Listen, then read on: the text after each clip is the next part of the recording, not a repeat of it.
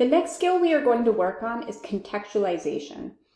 In order to better understand the events that we're learning about in history, we have to consider the context in which they occurred. So we really need to think about what is happening in the world around the event or in the world in general before and after to better understand what this event might be. To illustrate the point of contextualization, I wanted to share this image with you. It's probably one that you're familiar with. It's the Mona Lisa. It's hanging in the Louvre in Paris, which is one of the world's most famous museums.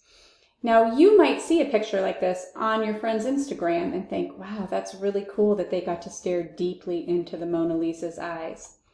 But if you pulled back the lens on that camera, you would notice that they were standing pretty darn close to about 100 other people who are trying to get the exact same shots. It doesn't quite paint the same serene experience as you saw in the first picture.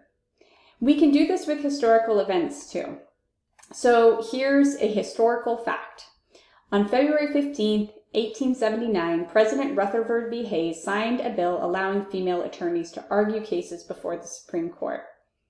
On the surface, you might think, hey, this was a major step for women's rights. This must mean that female attorneys were prevalent or at least being able to access the country's highest court.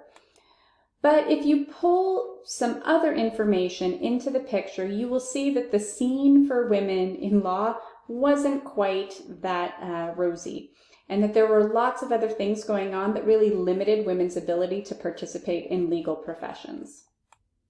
So context matters. In the next step of your historical project, you are going to go through and determine what the context was around the event that you described in step 1.